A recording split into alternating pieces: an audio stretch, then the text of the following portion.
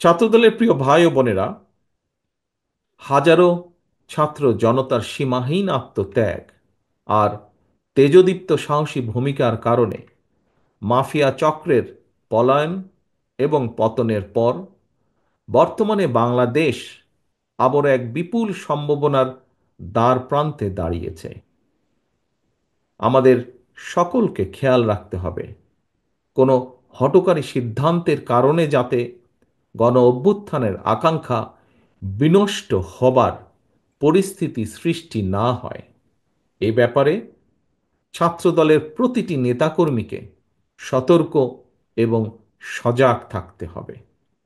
মনে রাখা দরকার, লোভ বা লাভের ঊর্ধ্বে উঠে ভবিষ্যৎ প্রজন্মের জন্য একটি নিরাপদ এবং স্বাবলম্বী বাংলাদেশ গড়তে বিশেষ করে ছাত্র ও তরুণদের ভূমিকা অপরিসীম।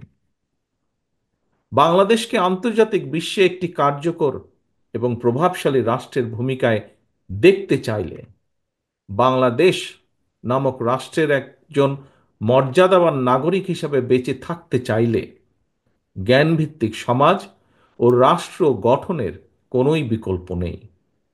সুতরাং প্রিয় ছাত্রদলের ভাই বোনেরা, তোমাদেরকে অবশ্যই মনে রাখতে হবে, শিক্ষার্থীরাই জ্ঞানভিত্তিক রাষ্ট্র ও সমাজ গঠনের প্রধান হাতিয়ার। রাষ্ট্র এবং রাজনীতি সম্পর্কে শিক্ষার্থীদের অবশ্যই সচেতন থাকতে হবে। তবে শিক্ষার্থী হিসাবে তোমাদের প্রথম এবং প্রধান লক্ষ্য হতে হবে লেখাপড়া, লেখাপড়া এবং লেখাপড়া।